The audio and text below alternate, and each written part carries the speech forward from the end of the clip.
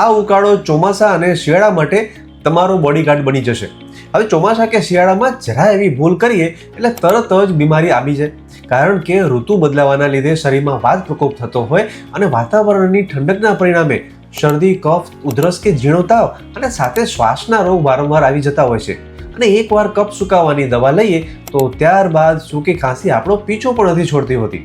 એટલે તેના સરળ અને અસરકારક ઉપાય તરીકે આ ઉકાળો જંતુગ્ન એટલે કે એન્ટી ઇન્ફેક્ટિવ પ્રોપર્ટી ધરાવે છે, જેના સેવનથી જઠરાગ્નિ પ્રદીપ્ત થઈ વિકૃત કફનો નાશ થઈ જશે.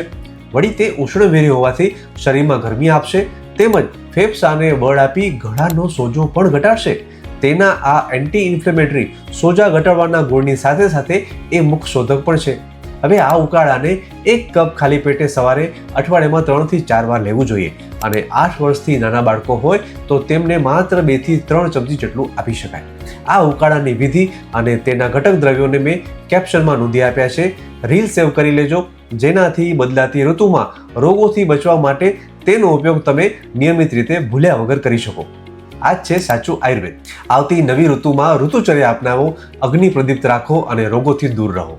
અને જો તમને શરદી, ઉધરસ, કફ કે શ્વાસ સંબંધિત કોઈ પણ સમસ્યા હોય તો નીચે આપેલા નંબર ઉપર ઇમ્યુનિટી લખીને વોટ્સએપ કરો અથવા તો અહીં ઇન્સ્ટાગ્રામમાં ડીએમમાં મેસેજ કરો. હું તમને વ્યક્તિગત આયુર્વેદિક માર્ગદર્શન આપીશ. અને માહિતી ગમી હોય તો વિડીયો લાઇક કરી સેવ કરો. નબળી રોગ પ્રતિકારક શક્તિ ધરાવતા તમારા મિત્રો સાથે શેર પણ ચોક્કસથી કરજો. અને આવી જ ઓથેન્ટિક આયુર્વેદિક હેલ્થ ટિપ્સ માટે અમને ફોલો કરવાનું ભૂલતા નહીં. શુભમ ભવતુ.